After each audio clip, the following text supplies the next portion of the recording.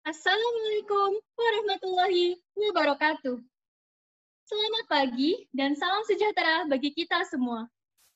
Alhamdulillah, puji syukur kita panjatkan kehadirat Tuhan Yang Maha Esa, karena berkat dan rahmat-Nya, kita masih dapat berkumpul di webinar series Eksplorasi 2020 Chapter Agroforestry Group dalam keadaan sehat walafiat. Sebelumnya, izinkan saya memperkenalkan diri. Saya, Farah Diba Aulia, mahasiswi Departemen Silvikultur Angkatan 55 dari Fakultas Kehutanan dan Lingkungan IPB University. Pada kesempatan pagi hari ini, izinkan saya untuk memandu jalannya kegiatan webinar. Webinar series merupakan salah satu rangkaian kegiatan dari Eksplorasi 2020. Eksplorasi merupakan program kerja tahunan Himpunan Mahasiswa Departemen Silvikultur Tree Grower Community. Dan untuk tahun ini, kegiatan eksplorasi akan diadakan dalam bentuk yang berbeda dari tahun-tahun sebelumnya. Tema besar dari kegiatan eksplorasi 2020 yakni menelaah dampak kebakaran hutan terhadap ekosistem hutan pegunungan di Taman Nasional Gunung Ciremai. Kemudian, untuk tema webinar series pada pagi hari ini akan dibahas mengenai solusi gangguan hutan di Taman Nasional Gunung Ciremai. Untuk kegiatan hari ini akan dimulai dengan pembukaan yang telah saya bawakan, lalu dilanjutkan dengan pemaparan materi pantikan oleh Ketua Agroforestry Group, Saudari Nuriskia Atarik. Kemudian materi dari narasumber, yakni Profesor Dr. Insinyur Nurheni Wijayanto MS, dosen Agroforestry IPB University. Lalu dilanjutkan dengan sesi diskusi dan diakhiri penutup. Sebelum memasuki acara lebih lanjut, saya ingin tahu nih hadirin sekalian berasal dari daerah mana saja nih? Boleh dong ketik di kolom chat atau kolom komentar Zoom ya. Ya.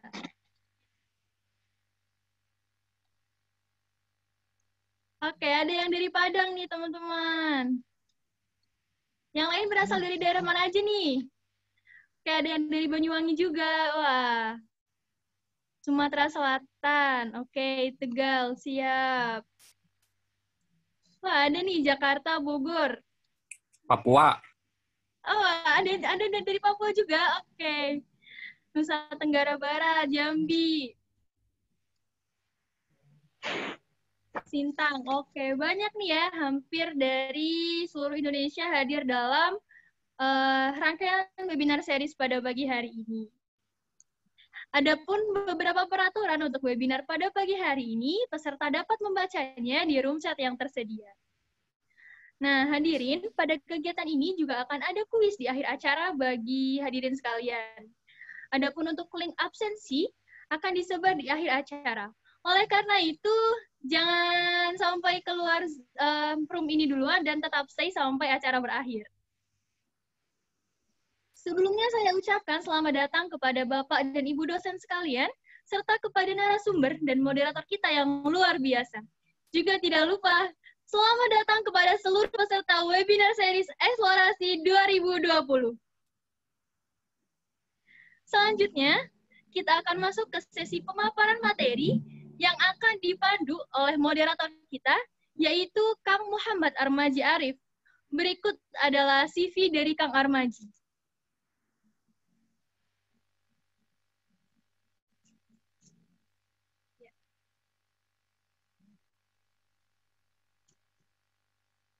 Kang Armaji lahir di Panyabungan pada 7 April 1998 dan telah menyelesaikan pendidikannya di S1 Departemen Silvikultur Fakultas Kehutanan dan Lingkungan IPB University. Dan Kang Armaji ini juga aktif di organisasi.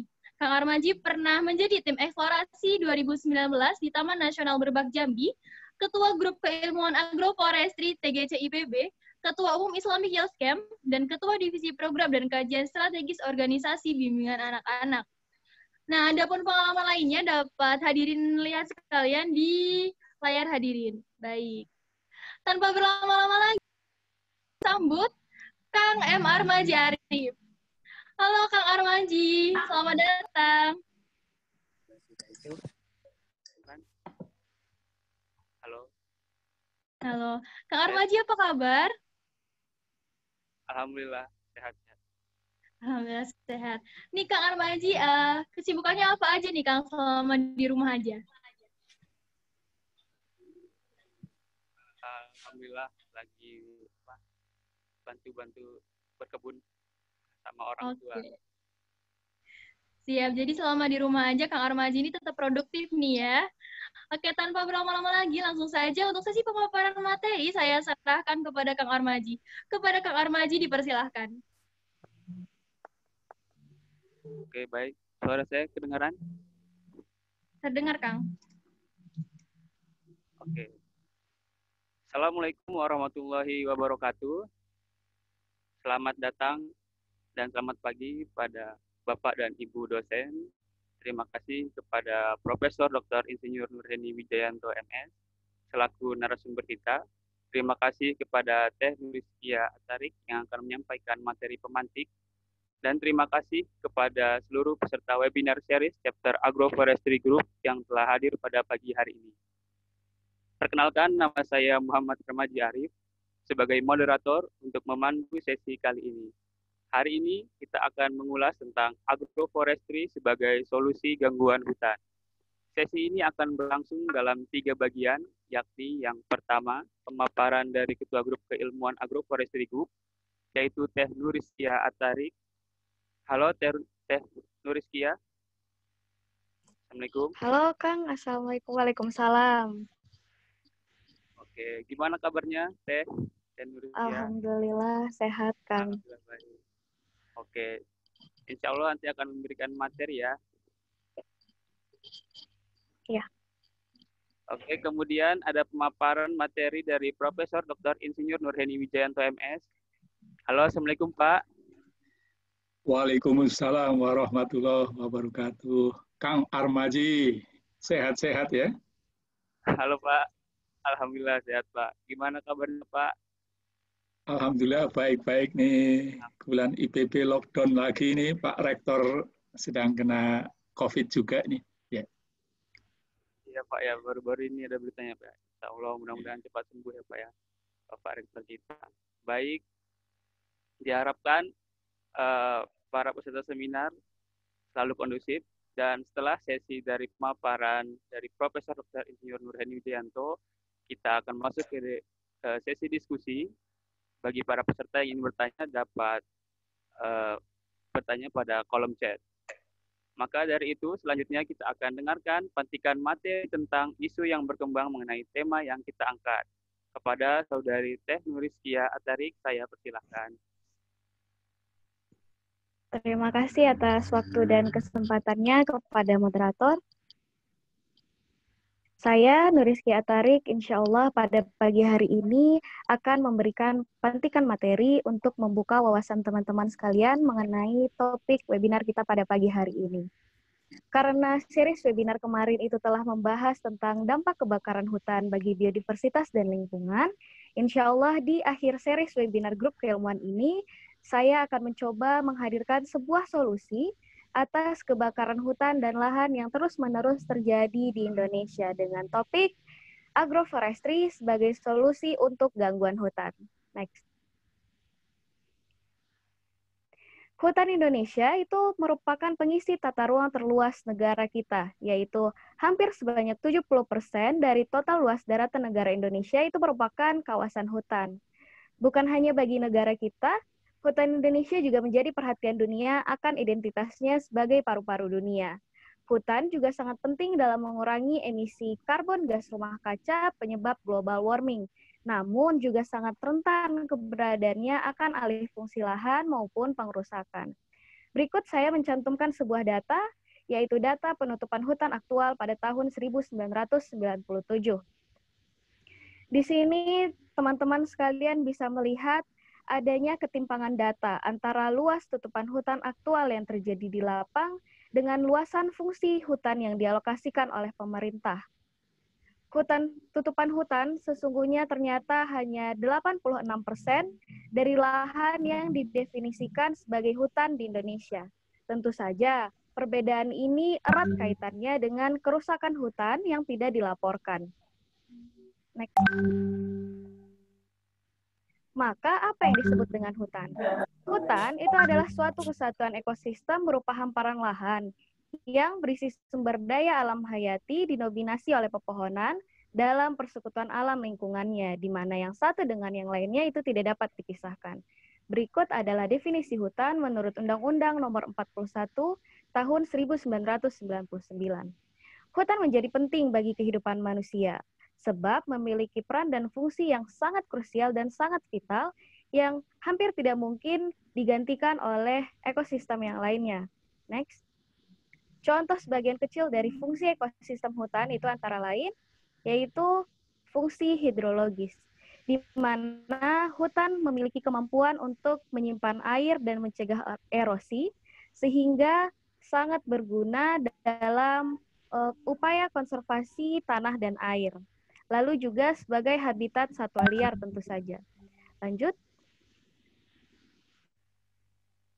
Fungsi ekosistem hutan selanjutnya yaitu sebagai sumber plasma nutfah yang sangat penting dalam bidang kehidupan, contohnya pangan dan obat-obatan. Di hutan banyak sekali sumber pangan seperti jamur yang edible, umbi-umbian, serta buah-buahan. Lalu juga sebagai sumber obat-obatan, di mana banyak peneliti dari luar negeri datang ke hutan Indonesia untuk mencari sumber obat-obatan. Contohnya yang sudah dikomersialkan di Cina sekarang yaitu jamur lingzi yang berasal dari jamur Ganoderma sebagai obat kanker bajakah yang tentu saja ditemukan di dalam hutan. Lanjut. Fungsi ekosistem hutan selanjutnya yaitu sebagai bank karbon, di mana hutan mampu menyimpan karbon untuk jangka waktu yang sangat panjang, di mana itu karbon disimpan dalam bentuk tegakan, ada di batang, di tajuk, di akar, serta juga di tanah. KLHK tahun 2010 menyebutkan bahwa cadangan karbon pada berbagai kelas penutupan lahan di hutan alam itu mampu mencapai kisaran antara 7,5 hingga 264 ton karbon per hektarnya. Lanjut. Lalu sesuai dengan topik kita, apa itu gangguan hutan? ForesterAct.com mendefinisikan gangguan hutan sebagai segala tindakan maupun faktor alamiah yang mengganggu ekosistem hutan, di mana sebagian besar itu diakibatkan oleh ulah manusia. Contoh dari gangguan hutan yang diakibatkan oleh manusia itu antara lain, selanjutnya, yaitu ada perambahan hutan, lalu pencurian hasil hutan. Mengapa sih masyarakat melakukan pencurian hasil hutan? Hasil hutan itu bukan hanya hasil hutan kayu, tapi juga hasil hutan non-kayu. Dan hasil hutan non-kayu ini memiliki nilai yang sangat tinggi di pasaran. Contohnya ada damar, rotan, resin, lalu juga di sini saya mencantumkan sebuah foto yaitu tanaman Myrmecodia, atau masyarakat kita lebih sering mengenalnya dengan nama sarang semut. Dan masyarakat kita juga masih percaya bahwa sarang semut ini memiliki khasiat untuk kesehatan.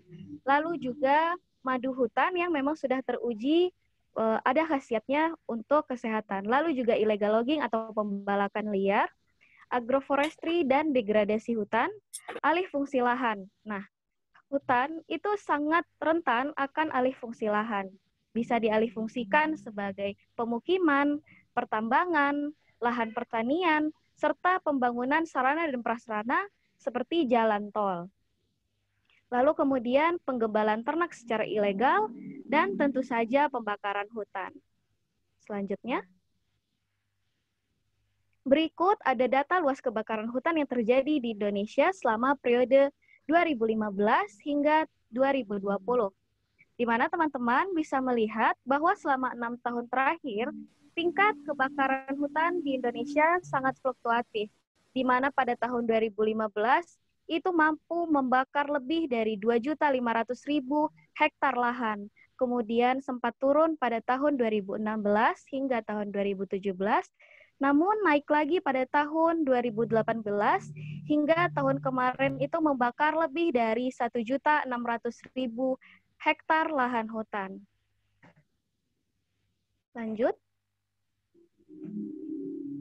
Alasan utama nih, mengapa gangguan hutan bisa terjadi yaitu karena masyarakat yang merambah hutan.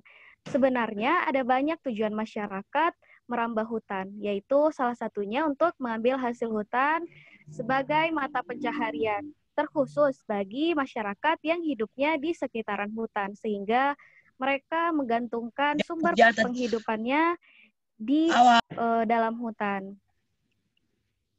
Namun, sedikitnya aktivitas perambahan hutan ini meninggalkan dampak terhadap ekosistem hutan paling minimal, yaitu seperti sampah, vandalisme terhadap pohon hutan, serta pembuatan api yang bisa berujung ke kebakaran hutan dan lahan gitu. Maka bagaimana cara mencegahnya? Jadi kita harus menghindari akar dari masalahnya, yaitu perambahan hutan. Bagaimana cara mencegah perambahan hutan ini bisa terus-menerus terjadi? Selanjutnya, ada sebuah sistem yang ingin saya kenalkan kepada teman-teman, sistem atau teknik pemanfaatan lahan yang disebut sebagai sistem agroforestry. Agroforestry atau juga dikenal dengan istilah wanatani di Indonesia merupakan suatu bentuk pengelolaan sumber daya yang memadukan kegiatan pengelolaan hutan atau pohon kayu-kayuan dengan kegiatan pertanian, peternakan, hingga bahkan perikanan apabila dalam petak lahan tersebut memungkinkan untuk dilakukannya kegiatan perikanan. Agroforestry juga sebagai bentuk pemanfaatan ruang secara intensif untuk mendapatkan hasil terbaik dari suatu petak lahan yang diusahakan, sehingga diharapkan petani agroforestry itu mampu memperoleh kebutuhannya di petak lahan yang dia usahakan tanpa harus merambah hutan. Lalu, bagaimana sistem agroforestry ini bisa menjadi solusi untuk mengurangi gangguan hutan? Sekian materi pantikan dari saya pada pagi hari ini. Apabila ada salah kata saya mohon maaf. Selanjutnya akan saya kembalikan kepada moderator. Wassalamualaikum warahmatullahi wabarakatuh. Terima kasih kepada Teh Nuriskia yang sudah menyampaikan pemaparannya. Materi yang menarik bukan teman-teman? Selanjutnya kita akan bahas lebih dalam lagi bagaimana sistem agroforestry dapat menjadi solusi gangguan hutan. Saat ini telah hadir bersama kita narasumber yang luar biasa, Profesor Dr. Insinyur Nurheni Wijayanto MS. Berikut adalah CV beliau.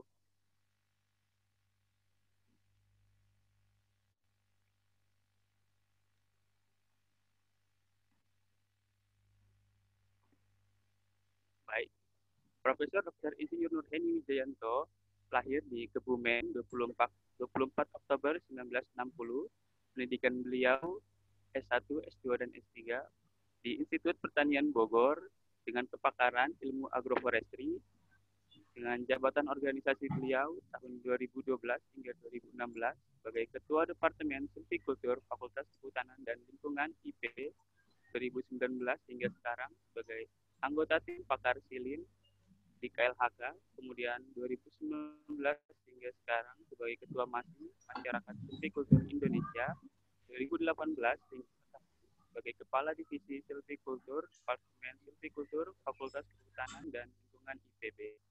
Dan organisasi profesi beliau dapat dilihat sebagai berikut. Baik, maka langsung saja kita dengarkan penyampaian materi mengenai agroforestry kepada Profesor Dr. Insinyur Nurheni Wijayanto. Saya persilahkan.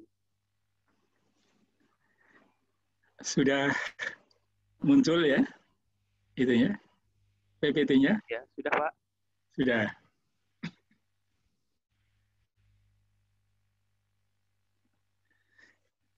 Assalamualaikum warahmatullahi wabarakatuh. Teman-teman semuanya yang katakanlah sangat semangat, ya. Kita patut bersyukur kepada Allah Subhanahu wa Ta'ala pada siang hari ini diberikan kesehatan yang paripurna, bisa hadir bertatap muka dengan semuanya.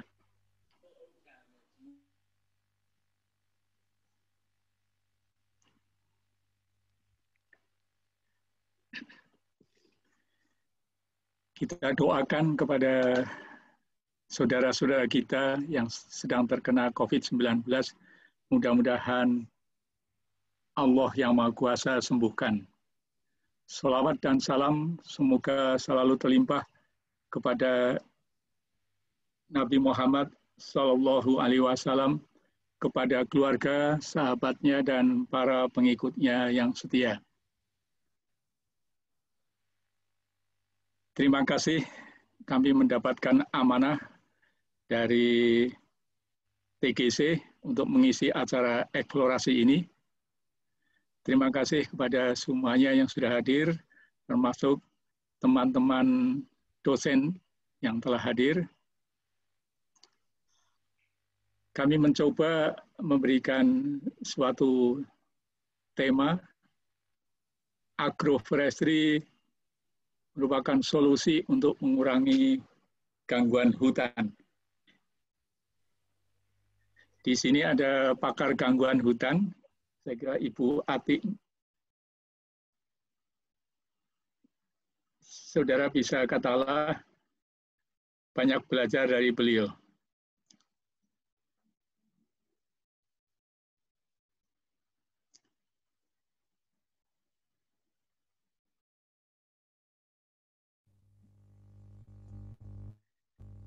Outline penyampaian materi kami. Yang pertama, pengertian agroforestry, kemudian manfaat agroforestry, agroforestry dan kebakaran hutan, agroforestry di Indonesia, tentunya kaitannya dengan gangguan hutan, kemudian penutup.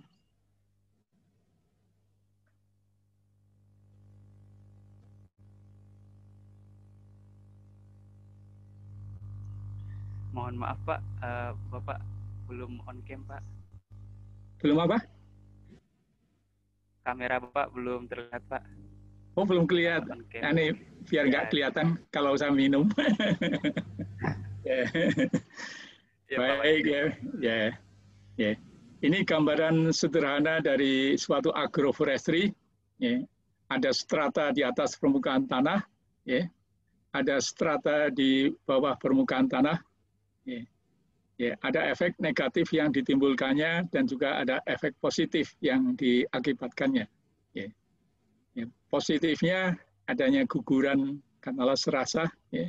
Kemudian juga peran dari perakaran yang ada ini menjadi jaring pengaman, ya, jika ada hara-hara yang tercuti.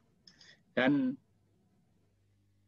permukaan tanah di sini yang ditumbuhi dengan beragam tanaman pertanian, kemudian dikelola intensif, ya. Sebab kita ketahui salah satu karakteristik agroforestry ada intensif, kemudian interaktif, intensional, ya, dan integrated. Ya. Nah ini kalau dikelola dengan baik, ya, itu memasukkan kita ke dalam hamba-hamba Allah yang pandai bersyukur, ya. Dengan cahaya yang penuh, ya, kita bisa tanami dengan jenis-jenis yang katakanlah membutuhkan cahaya. Dan kehadiran strata di atas permukaan tanah seperti ini, ya, nantinya di penjelasan selanjutnya, karena ada petaninya, ada pelakunya, ini akan memelihara, dan jika katakanlah tidak ada pemeliharaan, tentunya akan berakibat ya, kebakaran bisa terjadi atau gangguan.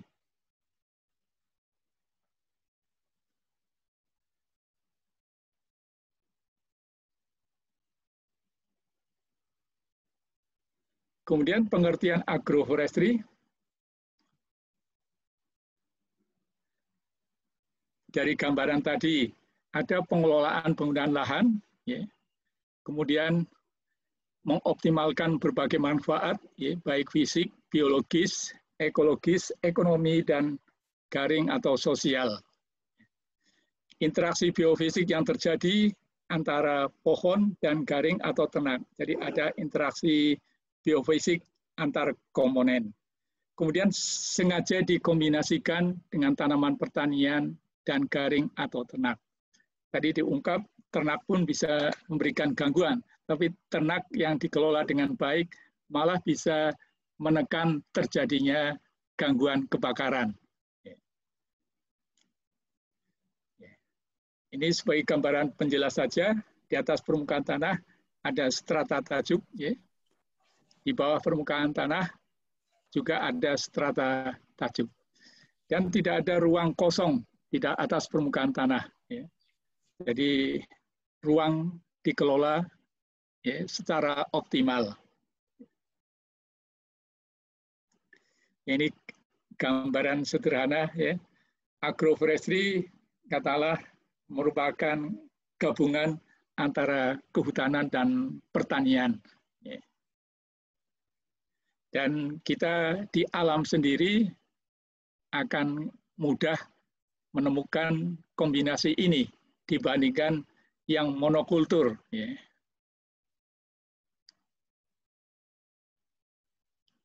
Kemudian mengapa kita menumbuhkan pepohonan dengan tanaman pertanian? Ini kita ketahui bahwa kombinasi ini bisa memberikan manfaat yang besar. Tadi teman Nuriskia sudah menyampaikan tentang manfaat dari agroforestry. Ya. Di sini manfaat katakanlah yang langsung, ya, pangan, pakan, kayu, bahan kayu bakar, kemudian pupuk dari hasil dekomposisi serasah yang ada. Ya. Kemudian bisa menjadi katakanlah untuk biomasa, biodiesel, ya. Kemudian katakanlah arang dan biogas. Kemudian agroforestry dengan adanya strata di atas permukaan tanah itu bisa katakanlah mengendalikan erosi, kemudian juga bisa memberikan kesejahteraan kepada masyarakat sekitar maupun di dalam hutan. Juga sangat terkait dengan katakanlah perubahan iklim yang ada. Agroforestry dinilai memiliki potensi besar untuk bisa berperan di dalam pengendalian perubahan iklim yang ada. Ini hanya sebagai gambaran, ya. Jadi banyak sekali manfaat yang dihasilkan dari agroforestry. Ya, misalkan di bawah permukaan tanah kita ketahui ada beberapa jenis tanaman, ya, jenis legum memiliki kemampuan untuk mengikat nitrogen, ya. Kehadiran pohon juga bisa memberikan katakanlah stabilitas terhadap lahan yang ada. Ya. Jadi pakan, ya, pakan ternak ini penting sekali. Dan kehadiran pohon katakanlah bisa memberikan kenyamanan bagi ternak yang ada. Ya. Juga adanya pepohonan juga memberikan naungan terhadap beberapa jenis tanaman yang memang memerlukan naungan. Dengan beragamnya katakanlah hasil yang dihasilkan, tentunya bisa meningkatkan katakanlah kesejahteraan masyarakat di sekitar hutan, ya, dengan beragamnya produk yang ada. Kalau masyarakat sekitar hutan mereka melakukan monokultur, pada saat produk yang katakanlah menjadi andalan monokultur harganya turun, ya, atau gagal panen, maka tentunya para petani akan menangis, masyarakat akan menangis. Tapi dengan beragamnya katakanlah produk yang dihasilkan dari suatu budidaya agroforestry, penggunaan lahan dengan sistem agroforestry, maka resiko kegagalan usaha bisa ditekannya.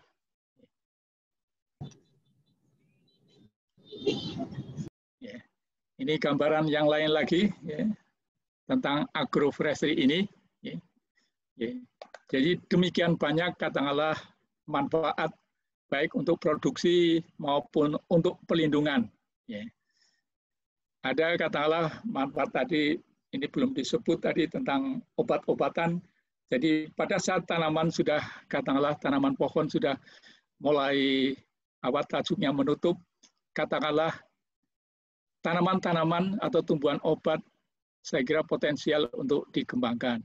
Walaupun di sisi lain kita bisa temukan katakanlah tanaman pangan yang katakanlah bisa tumbuh dengan baik di bawah naungan.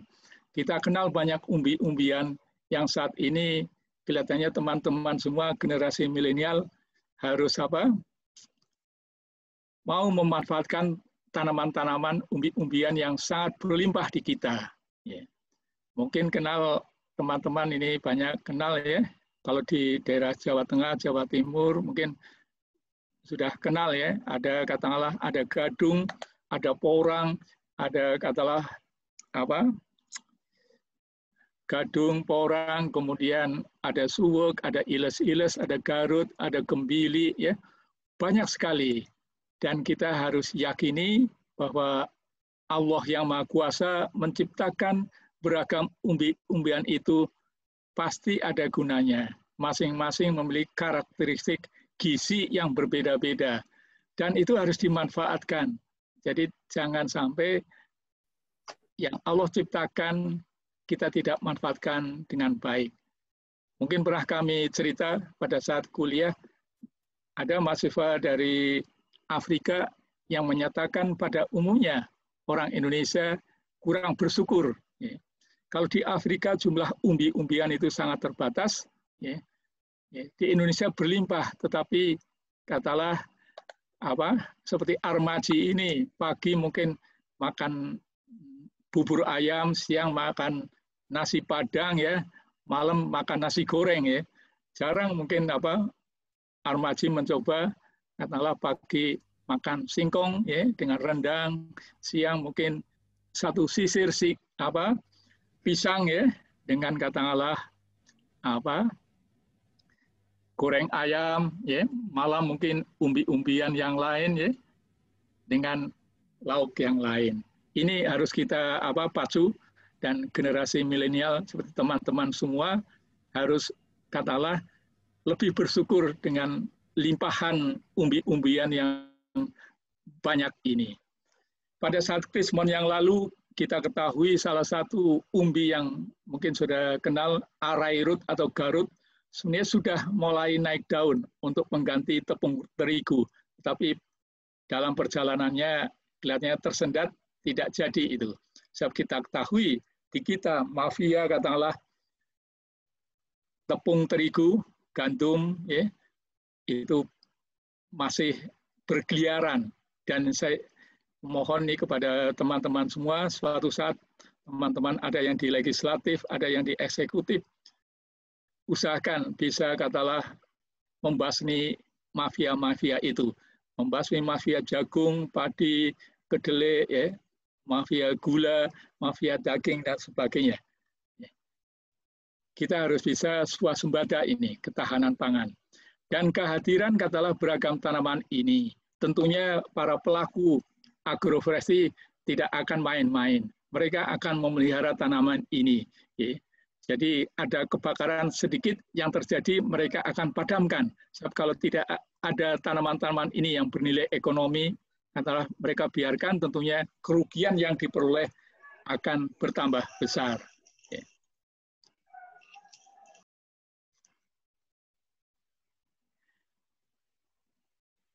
Ini sebagai gambaran katalah agroforestry kopi atau kakao ya.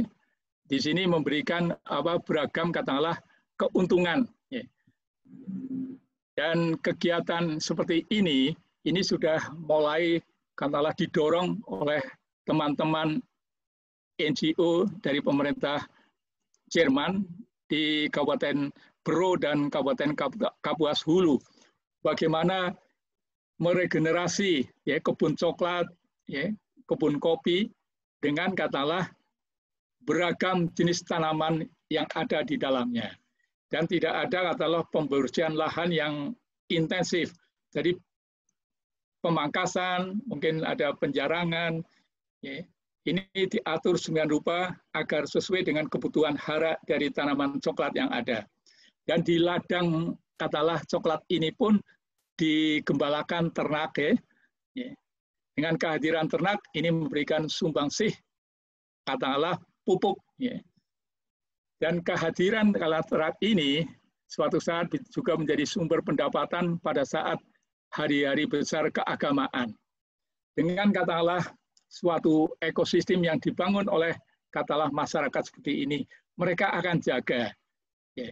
Mereka tentunya tidak akan membiarkan katakanlah kebunnya, ternaknya katakanlah terbakar, ya, dengan sia-sia. Mereka tidak akan memperoleh hasil. Dan kondisi ini pada umumnya di daerah di penyangga dari kawasan hutan. Ya.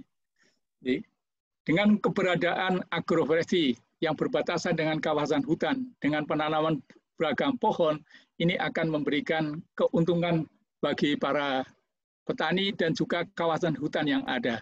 Petani tidak akan masuk ke hutan kalau misalkan suatu saat butuh kayu. Mereka akan memanfaatkan kayu yang ada di kebun mereka. Dan kita ketahui kehadiran pohon punya manfaat bagi pelindungan. Ya. Kehadiran pohon juga katakanlah bisa memberikan suatu iklim mikro yang sangat baik.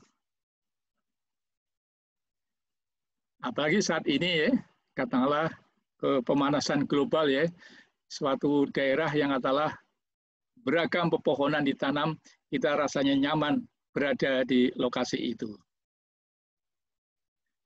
Ini sebagai gambaran contoh bagaimana kehadiran suatu agroforestry memberikan keuntungan dari sisi katakanlah keanekaragaman fauna yang ada.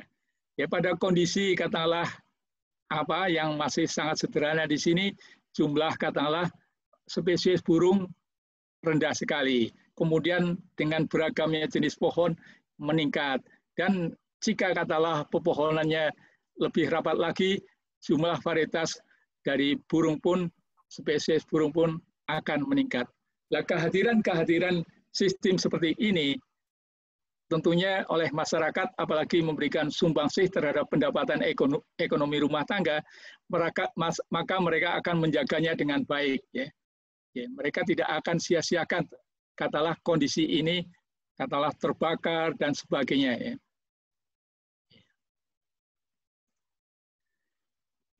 Agroforestry dan kebakaran hutan.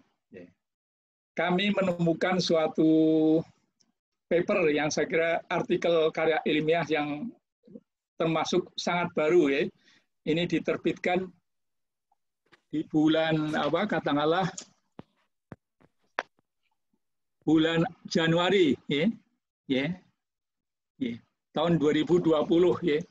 Ini di Agroforestry System, jurnal Agroforestry System, dan ini sangat menarik, ya. Mungkin Bu Ati ini bisa menjadi rujukan di sini. Bahwa agroforestry katakanlah sebagai opsi penggunaan lahan berkelanjutan untuk mengurangi risiko kebakaran hutan. Ini di kawasan di Eropa. Ini menarik. Dan dari artikel ilmiah ini, komentar banyak sekali di berbagai katakanlah website, ya. Dan salah satu penelitinya, Dr. Barges, ya.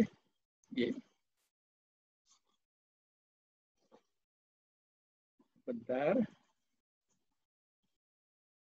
Jadi Dr. Barges dia menyampaikan bahwa katakanlah kepada katakanlah Climate News Network bahwa agroforestry dapat membantu negara-negara seperti Australia dan Portugal untuk mengurangi risiko kebakaran ekstrim yang mereka hadapi. Saya kira banyak mendengar bagaimana kebakaran terjadi di Australia, di Portugal, dan terakhir di Amerika. Dan ia berkata bahwa dibandingkan dengan kawasan semak yang tidak dikelola, agroforestry dapat memberikan 3 manfaat. Ya. Yang pertama, mendorong ketenagakerjaan dan manajemen lokal di lapangan yang memungkinkan responsi awal yang lebih cepat. Ya. Jadi kalau ada kebakaran, cepat diatasi. Ya. Kemudian yang kedua, ya, di kebanyakan suatu sistem agroforestry, ini tumbuhan bawah, vegetasi antara kanopi hutan dan yang ada di lantai hutan, yang dikelola dengan baik, ini akan mengurangi penyimpanan bahan bakar. Dan yang terakhir, yang ketiga, banyak sistem agroforestry. Ada jeda di antara pepohonan yang juga dapat membantu membatasi penyebaran api. Jadi salah satu penelitinya menyampaikan ini. Dan itu ditanggapi oleh beragam, katakanlah, jaringan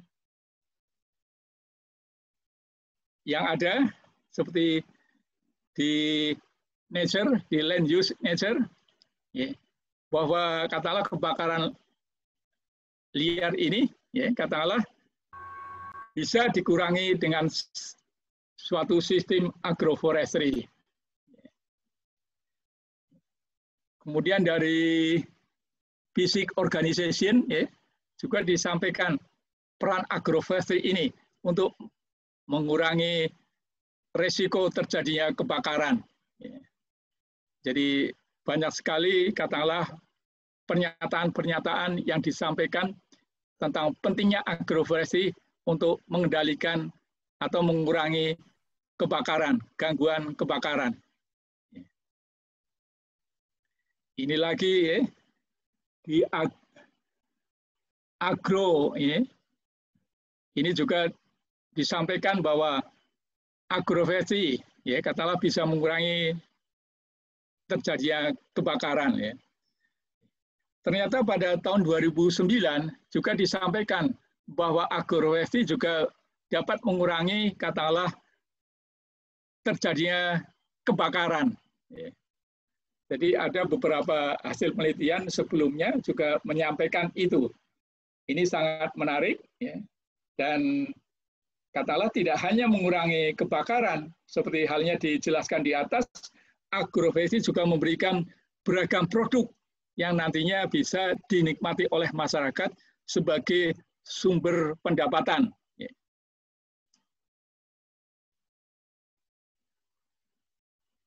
Ya, di sini juga beberapa katakanlah portal yang lain juga menyampaikan kehadiran ternak. Ya, ternyata bisa memelihara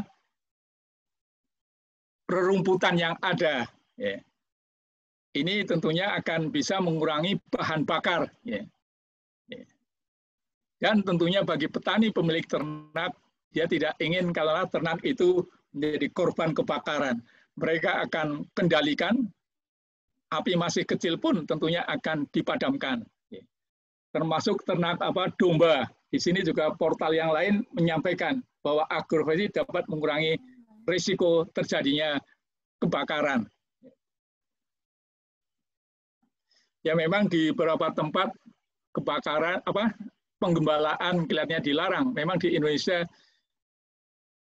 beberapa himbauan masih katakanlah belum menerima kehadiran ternak di kawasan hutan. Namun saat ini peraturan Menteri terkait dengan silvopastur kombinasi pepohonan dengan ternak ini sudah dikeluarkan dan ini memberi peluang, ya, mungkin nanti teman-teman ada yang ingin katakanlah membangun suatu teamwork, membangun suatu kelompok, membangun suatu silvopastur kombinasi ternak dengan pepohonan. Dan peluang ini katakanlah harus ditangkap teman-teman, ya. Kita jangan sampai terus menjadi importir daging, ya, dari luar. Ya. Sedangkan lahan yang ada kita cukup luas. menurut informasi dari Guru Besar Peternakan, mungkin pernah kami sampaikan di kuliah, bahwa tahun 80-an daerah NTT ekspor daging, ekspor sapi ke Australia. Namun saat ini kita ketahui negara kita mengimpor daging atau sapi dari Australia. Kita teman-teman harus bangkit, berjuang, suatu saat kita harus mampu menjadi negara yang swasembada daging. Kombinasi antara rimbawan dengan sarjana peternakan sesuatu yang bagus ya. Itu sarjana silvopastur ini atau menjadi keluarga rumah tangga silvopastur. Kalau teman-teman menikah dengan rekan-rekan dari agronomi, jadi sarjana agri silvikultur, ya. Silahkan dirintis ya.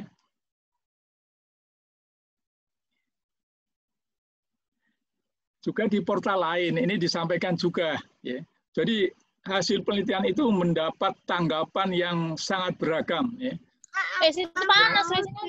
Yang katakanlah menunjukkan bahwa agroforestry dapat mengurangi terjadinya atau resiko kebakaran. Dan kita yakin bahwa di Indonesia pun bisa dilakukan jika hal ini diusahakan dengan sebaik-baiknya. Kemudian pengelolaan hutan yang baik, di mana ada ternak di dalamnya, kemudian ada pemangkasan, ada mungkin penjarangan, dan sebagainya. Ini juga akan bisa mengurangi terjadinya kebakaran. Ini di sini ada gambaran rumah yang dikelilingi dengan katalah shelter belt, dan cukup rapat.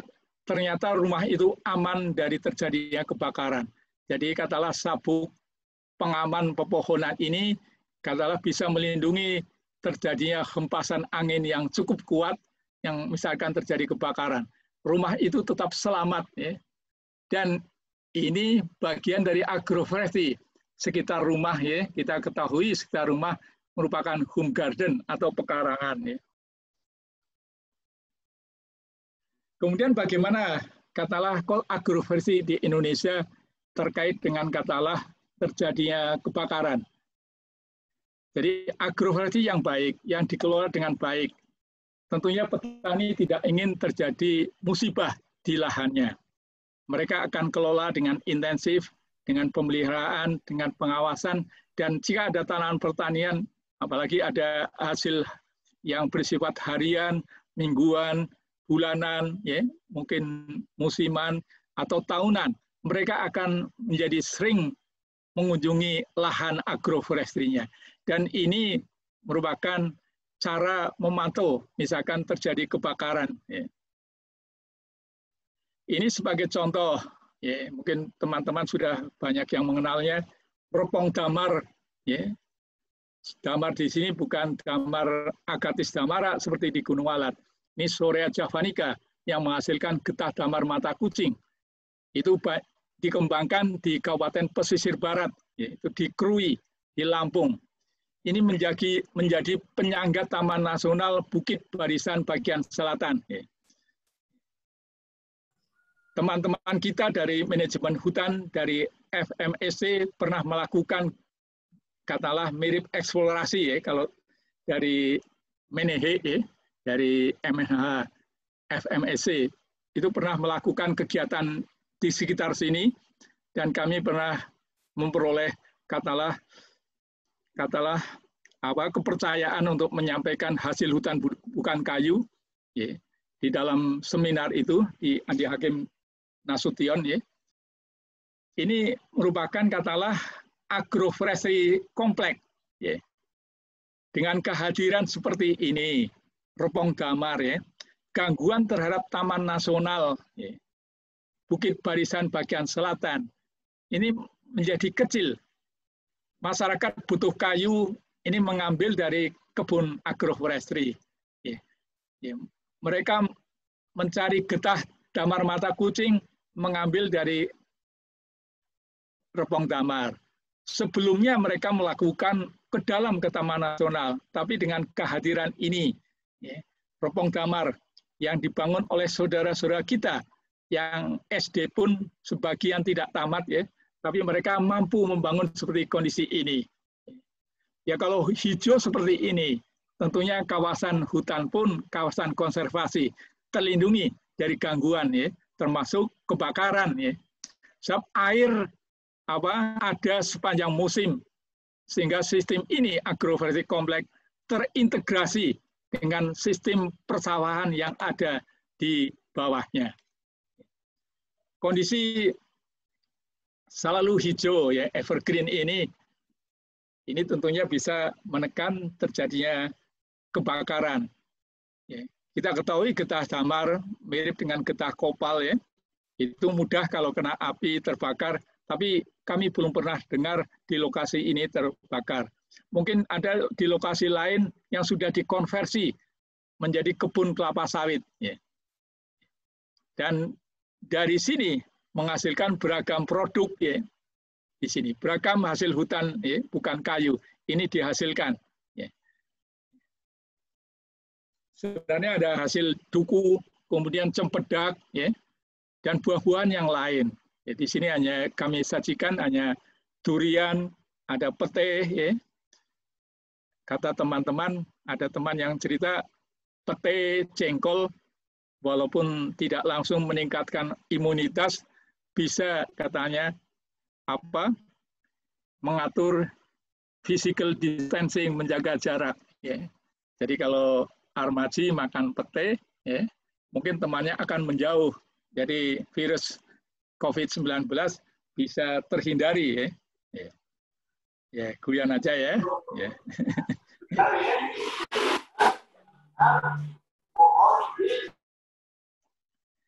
Kemudian ini Bapak Ahmad Tamanuddin. Ya. Beliau seorang transmigran dari Jawa Timur dan saat ini beliau tinggal di Kalimantan Tengah, ya dekat dengan lokasi food estate ya.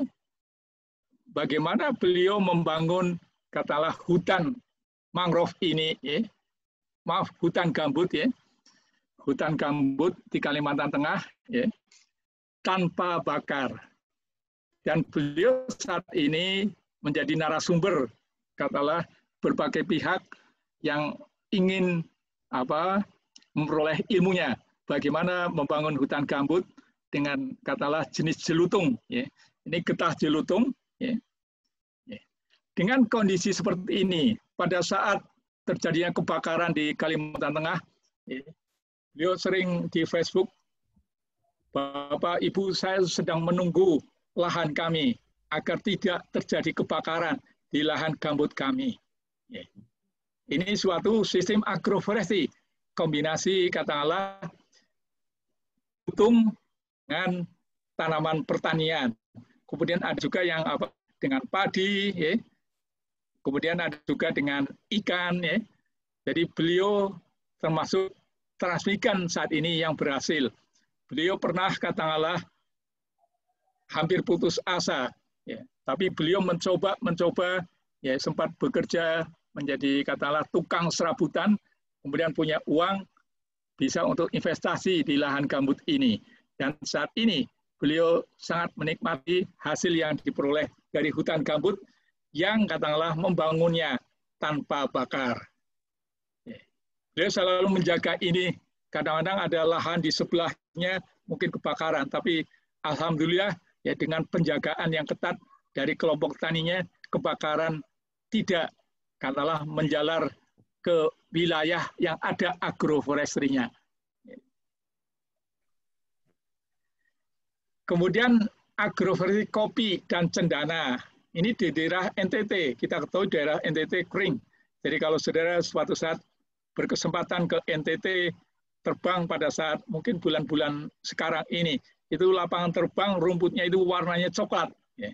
Tapi kalau sekitar Desember itu seperti katalah lapangan golf ya. Tapi kehadiran agroforestry ini tentunya bisa menjadi pencegah pengendali terjadinya kebakaran. Para petani akan menjaga ini dan katakanlah rumput-rumput yang kering, katakanlah mereka akan perhatikan sekali. Ya. Sebab kehadiran kopi yang ada, apalagi kopinya misalnya menghasilkan rumput-rumput itu tidak katakanlah menjadi bahan baku untuk terjadinya kebakaran. Kemudian ada agroforestry kopi, suren, dan eukaliptus di Pangalengan, Kabupaten Bandung.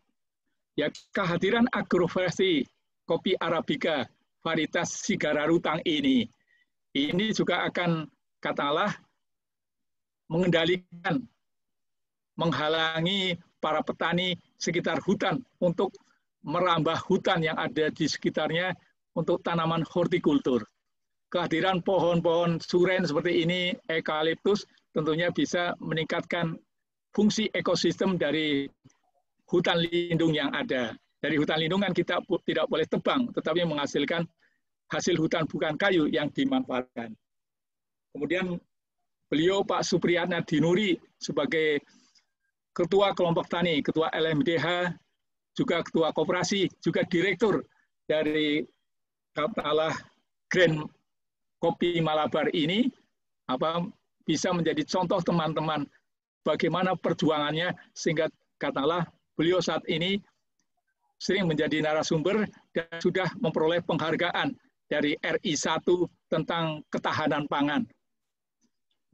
Kalau di sini ada teman-teman dari konservasi bahwa Pak Supriyatna Dinuri, Pak Nuri katakanlah tidak punya peri kehewanan, ini salah sekali. Beliau sudah melepas liarkan katakanlah luwak yang ada hampir mendekati 500 ekor ke kawasan hutan.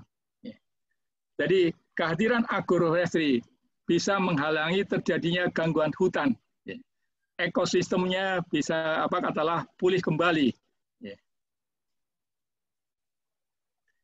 Kemudian ada agroforestry ini tumpang sari di Padigogo dengan Jati Inti. Ini dikembangkan oleh teman-teman dari Balai Penelitian Perbenihan Hutan dan juga dari teman dari manajemen hutan itu Pak Insinyur Budi Prihanto ya. Kehadiran seperti ini kombinasi padi dengan jati inti ini tentunya masyarakat akan menjaganya ya. Sehingga kalau ada api katalah baru katalah menyala itu akan segera dimatikan. Kalau tidak kan ini akan rugi. Petani-petani itu, pelaku-pelaku usahanya itu. Pohonnya mungkin bisa mati, ya. Walaupun tumbuh, ada bisa tumbuh, ya, tapi tidak katalah tidak optimal lagi. Padi pun bisa hangus ya.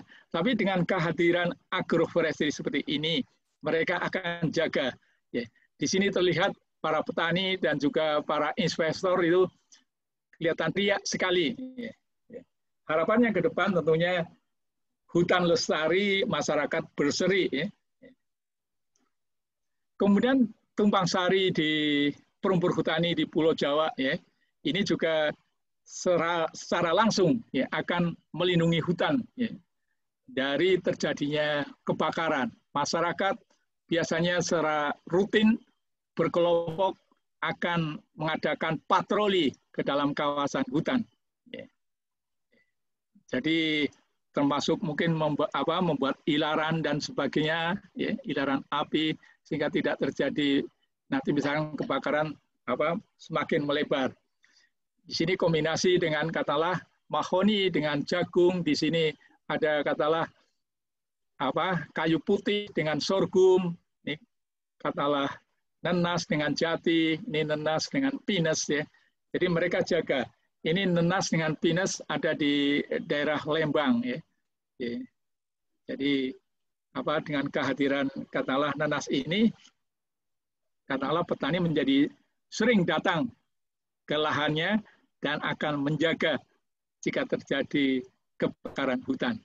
Jadi dengan kehadiran agroforestry di katalah kawasan hutan, ya, ini akan tumbuh rasa memiliki dari para petani terhadap hutan yang ada.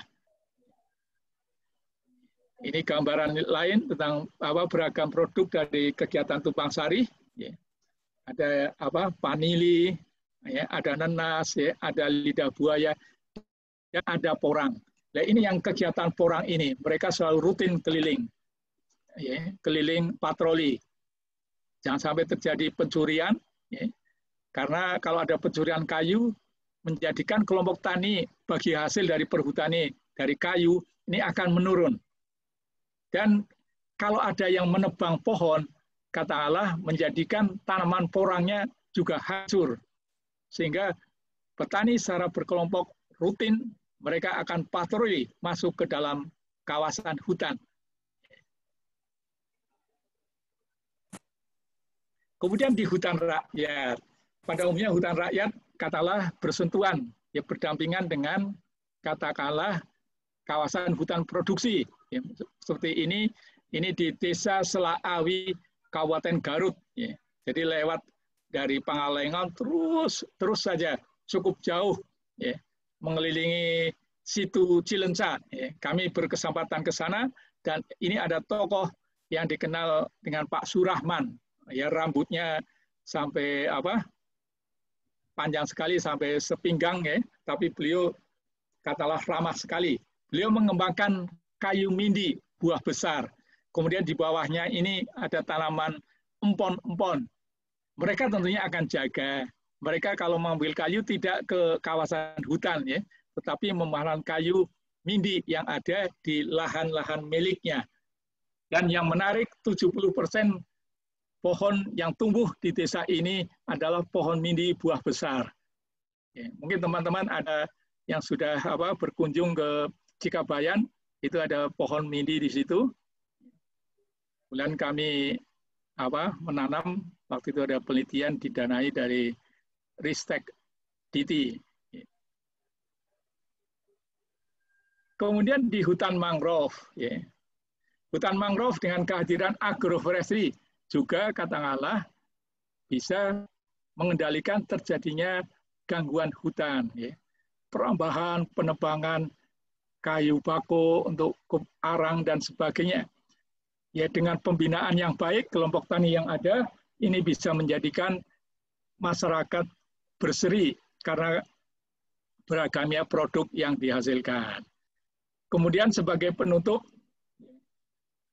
ya, kami kutip dari paper yang terbaru tentang agroforestry itu, ya, tentang kebakaran. Jadi agroforestry adalah pilihan pengelolaan lahan yang berhasil, mengurangi kebakaran, dan selanjutnya membantu melindungi lingkungan dan meningkatkan kesejahteraan manusia. Ya. Jadi agroforestry katakanlah saat ini menjadi andalan, ya, bagi kegiatan-kegiatan yang melibatkan masyarakat dengan program perhutanan sosial. Dari agroforestry inilah harapan kelihatannya digantungkan yang demikian besar. Ya, terima kasih. Semoga teman-teman semua memperoleh sedikit ilmu bermanfaat dari kami dan berkah. Mari kita sama-sama terus belajar dengan ikhlas, belajar dengan cerdas, dan belajar keras. Jika ada salah dari kami karena katalah kekurangan kami, dan yang benar dari Allah yang Maha Kuasa. Billahi taufik wal hidayah. Wassalamualaikum warahmatullahi wabarakatuh. Saya kembalikan kepada moderator Kang Armaji. Ya, terima kasih Pak. Masya Allah, materi yang sangat terbiasa ya teman-teman. Saya yakin masih ada hal-hal yang menjadi pertanyaan di pikiran teman-teman sekalian nih. Untuk ini saya membuka sesi diskusi kali ini bagi para penanya, silahkan beri pertanyaan di kolom chat.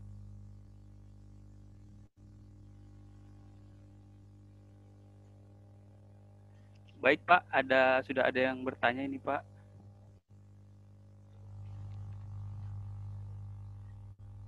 Halo, Bagaimana Pak, kalau bagaimana kalau ditampilkan gitu?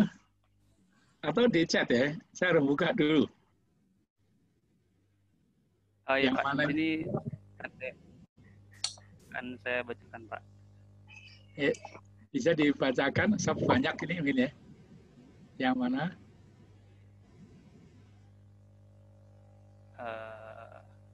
Yang mana dulu? monggo. Ya.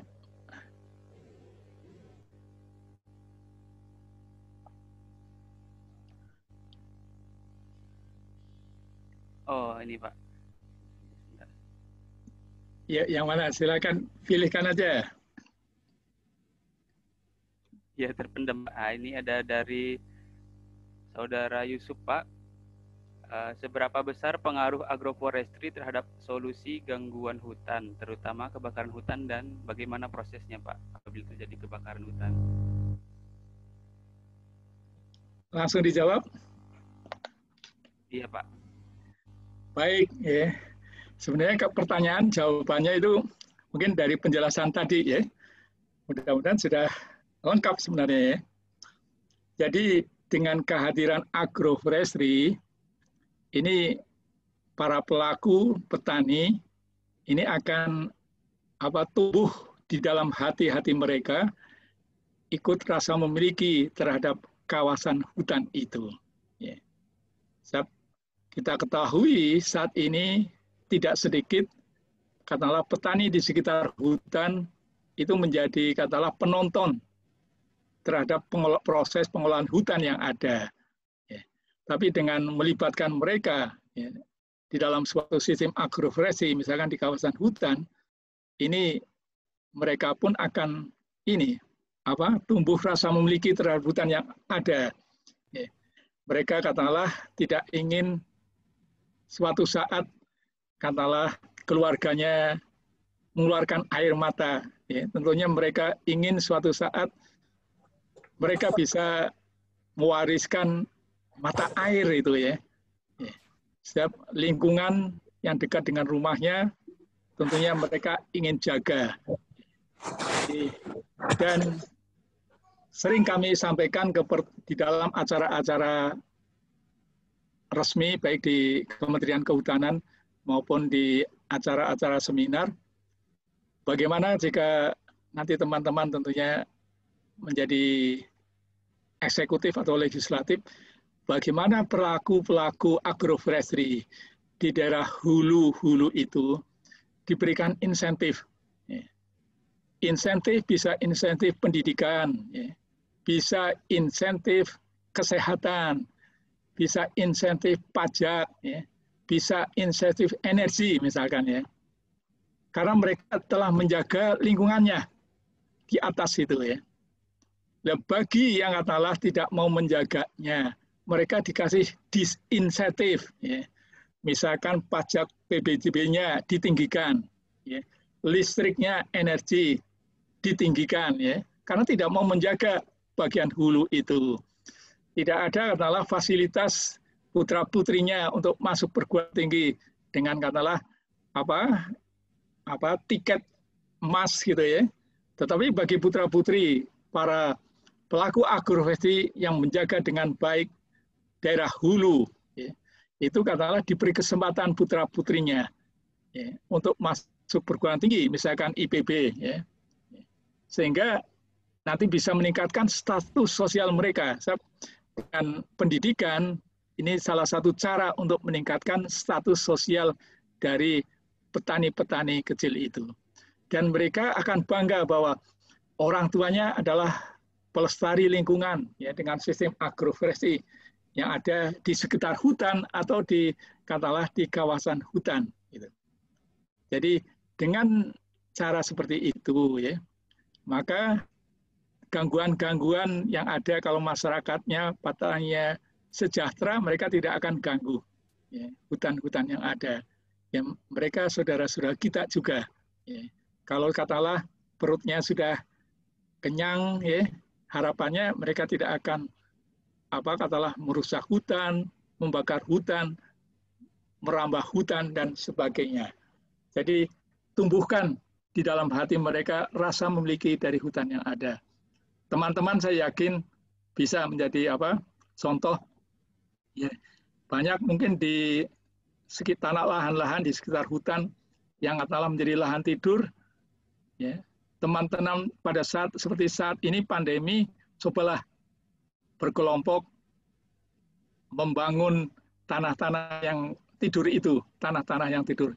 yakinlah ya, mungkin pertama-tama sudah gagal dan sebagainya, tidak usah takut. Teman-teman seperti Armaji pernah ke hutan organik, ya, bagaimana perjuangan Pak Bambang Istiawan, ya, almarhum, ya, Bu Rosita dan Pak Yuhan membangun hutan organik yang saat ini mungkin sudah mencapai 27 hektar.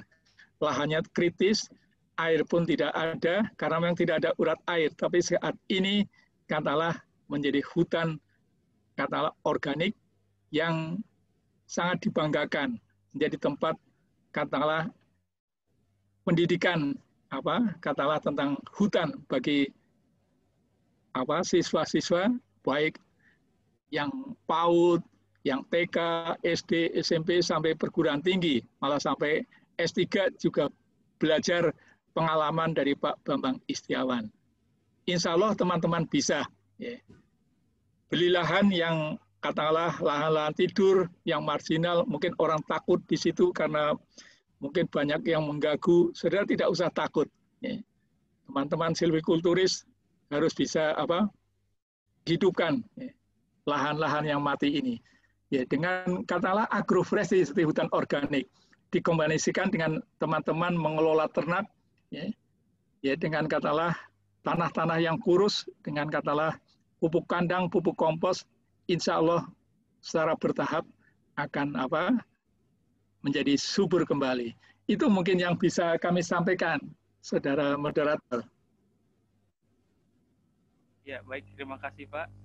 Mungkin ada pertanyaan lagi Pak dari pihak Taman Nasional Gunung Ciremai mungkin Pak. Dari saudara Arya Kusdiana, pertanyaan seperti ini Pak.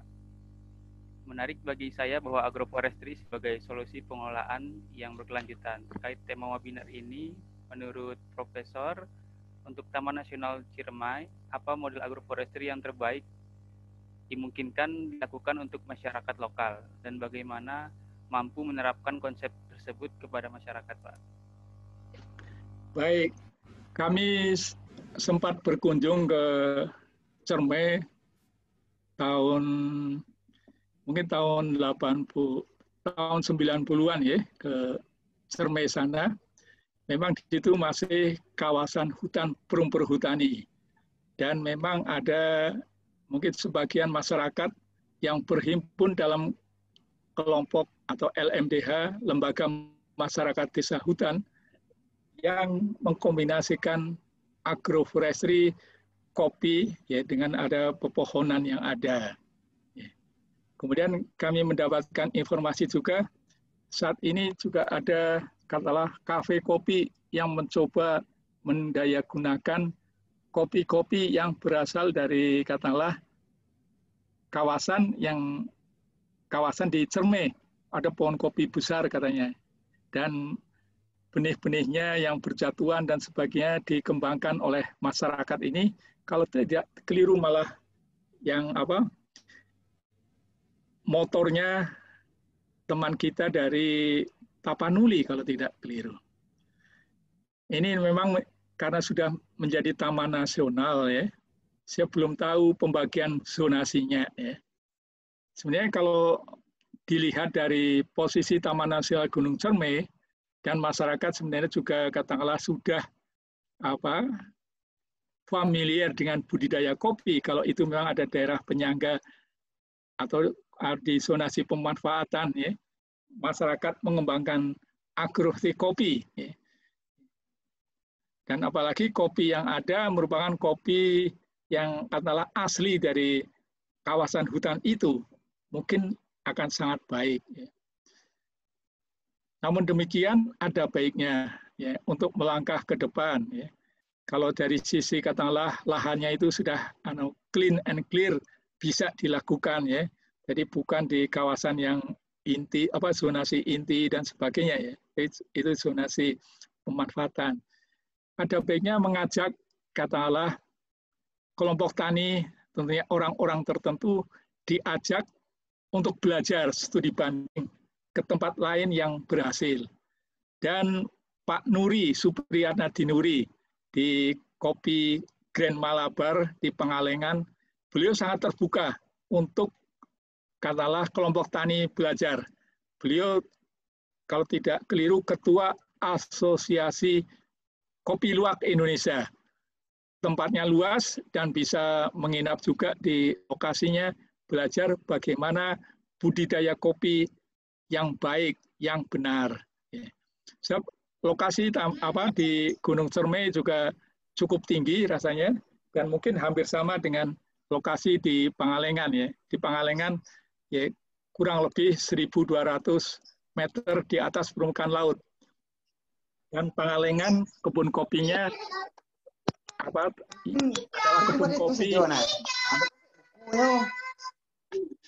kebun kopi. Wah, ini ada ramai. Ada kebun kopi yang dijadikan latar belakang atau background film filosofi kopi. Jadi kami sarankan kepada teman-teman dari Taman Nasional Gunung Cermai, ajaklah katakanlah tokoh atau anggota kelompok yang memang dia progresif, ya, dinamis, yang nanti bisa menularkan ilmunya kepada teman-teman yang lainnya di dalam anggota kelompok. Jadi dari katakanlah budidaya kopinya, kemudian dari proses mungkin katakanlah pengolahannya, proses pengemasannya, kemudian proses pemasarannya.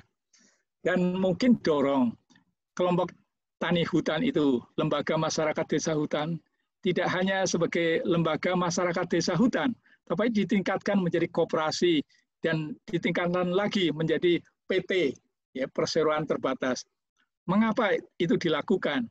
Kalau kelompok tani, ya, mungkin hanya dibina oleh Taman Nasional, ya, tapi kalau dia koperasi, mungkin pembinanya ada dinas koperasi. Tetapi kalau kelompok tani koperasi itu ditingkatkan menjadi PT, maka pembinanya ada dinas perindustrian, dinas perdagangan, dan mungkin dinas-dinas yang lain. Walaupun ketuanya sama, sampai direkturnya sama. Mereka pun perlu katakanlah disegarkan tentang kemampuan IT atau merekrut tenaga-tenaga IT untuk memasarkan, ya, misalkan kalau mau kopi, bahwa kopi Cermai adalah kopi yang eco coffee, misalkan, ya, kopi yang ramah lingkungan, ya. Ini saya kira sesuatu yang bisa menjadi katakanlah brand dari kopinya itu. Dan saat ini saya kira di mana-mana kopi sedang naik daun, ya. Itu mungkin yang bisa kami sampaikan. Dari sisi kelembagaan, coba tidak hanya menjadi kelompok tani, jadilah PT. Sebab dengan PT nanti bisa katakanlah posisi tawarnya menjadi lebih baik. Pembinaannya juga banyak. Dan nanti bisa membangun jaringan katakanlah melalui NGO internasional yang free untuk mendampingi, misalkan untuk barista, mendampingi untuk pengolahannya, dan sebagainya. Dan harus jujur, ya. Seperti halnya di kopi di Pangalengan itu, Grand Malabar, kadang-kadang para konsumen dari luar negeri datang karena ada budidaya kopi luwak. Benarkah luwaknya itu diperlakukan dengan baik? Jadi ada pri kehewanan. Mungkin pernah teman-teman yang ambil agroforestry melihat sendiri ternyata makanan luwak itu lebih bergizi dari makanan kita ini. Mereka dapat telur, ya. Malah kalau tidak keliru telur ayam kampung, kemudian dapat daging ayam segar, dapat buah-buahan juga segar, bukan buah-buahan yang dijual di lantai jalan, ya. Kemudian dapat belut, ya, dapat madu, ya. Nah, kalau kita, ya, mungkin minum madu juga jarang, ya. Paling kalau sedang agak sakit minum madu. Jadi ternyata konsumen dari luar lebih percaya datang sendiri melihat langsung. Tidak percaya konsumen dari luar itu dengan ISO dari mana, ya, sertifikat. Jadi datang sendiri melihat langsung. Saya yakin bisa, ya, katakanlah di Cermai.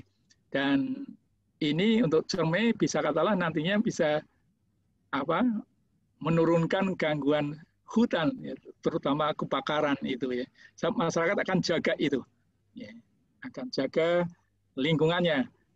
Bagaimana kita bisa menumbuhkan, ya, rasa memiliki dari mereka. Jadi mereka harus kita rangkul, jangan kita pukul ya. Saya kira itu yang bisa kami sampaikan. Mudah-mudahan Taman Nasional Gunung Ciremai semakin jaya ya. Ada teman beberapa tahun yang lalu menjadi kepala Taman Nasional di situ. Ya.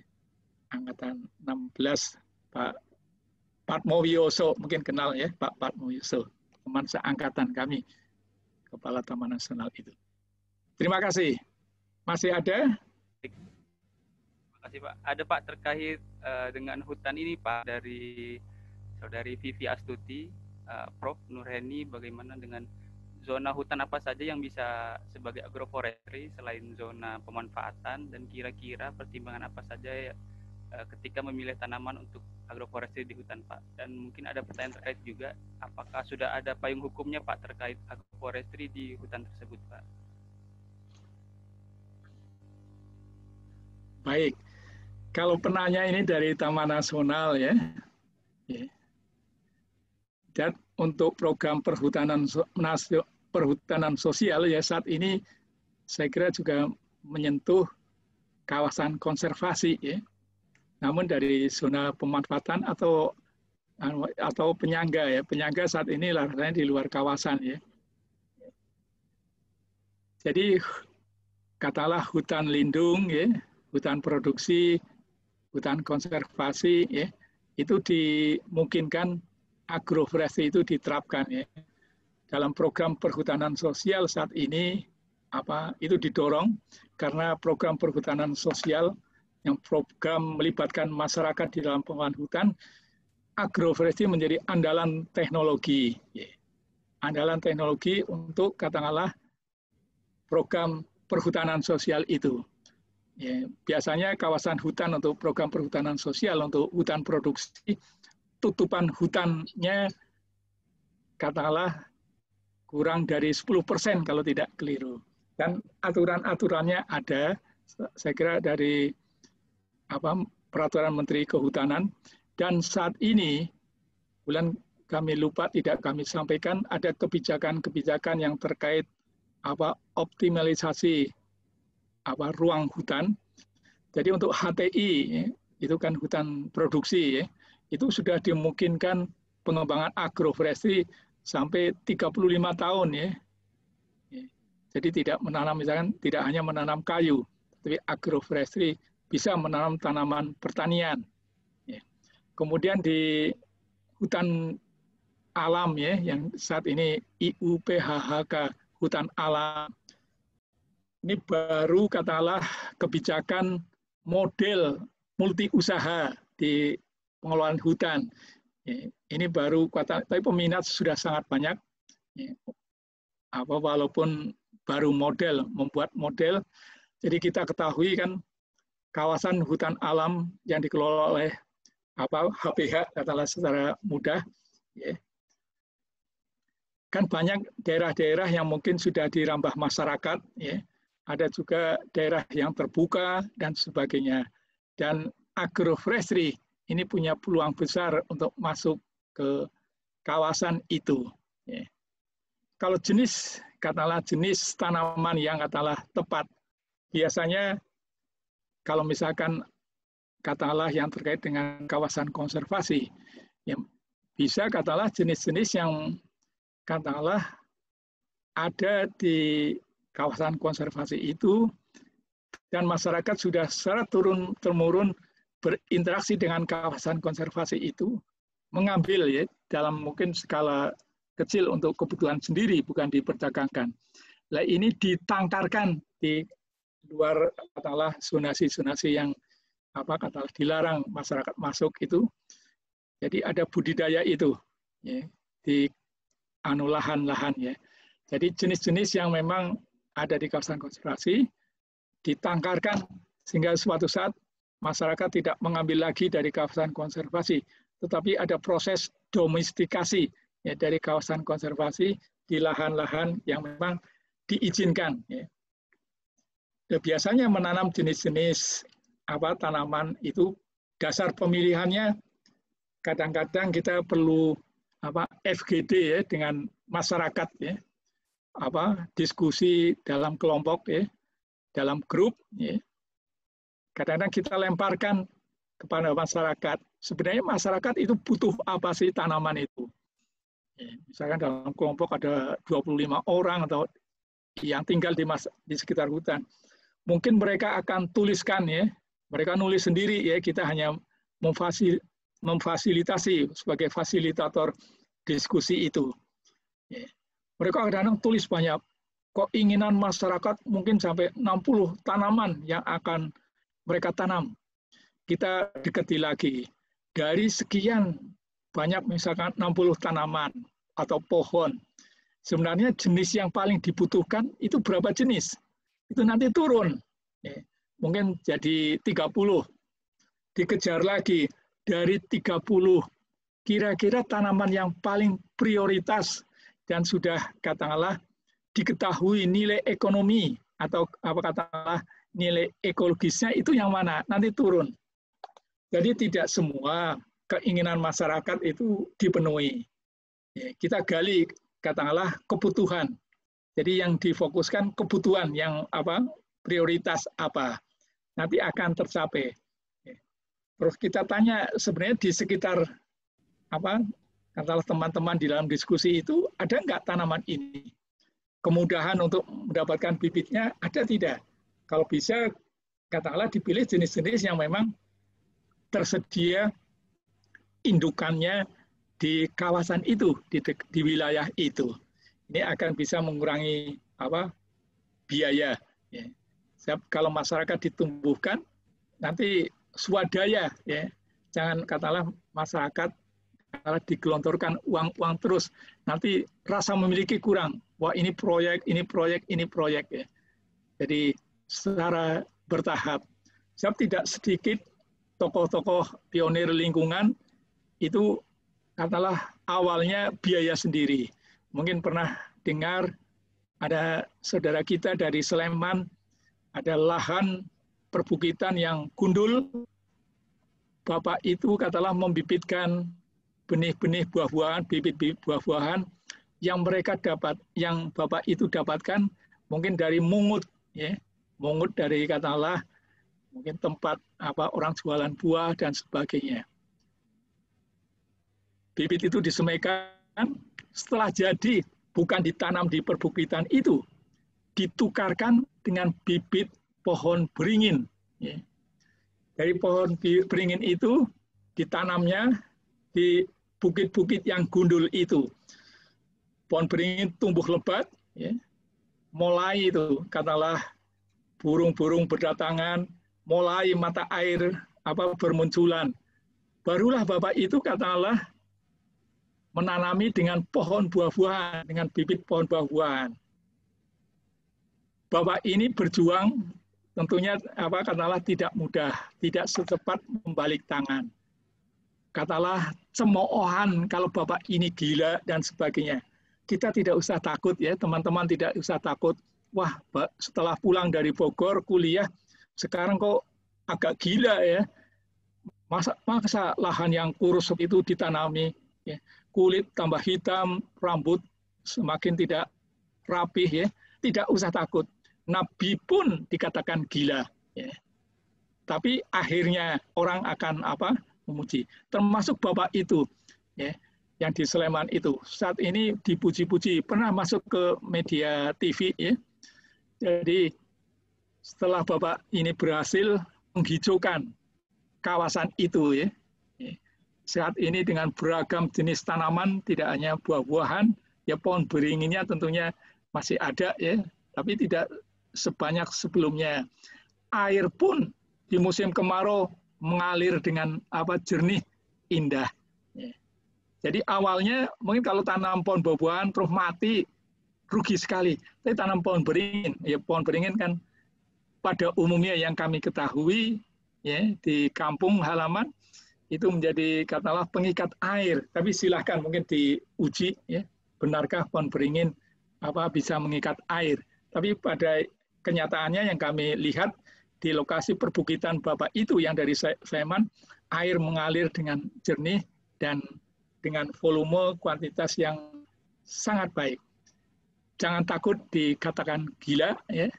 Ya, kalau kita memang punya katalah niat yang tulus, ya, saudara teman-teman harus yakin Allah yang Maha Kuasa akan menolongnya.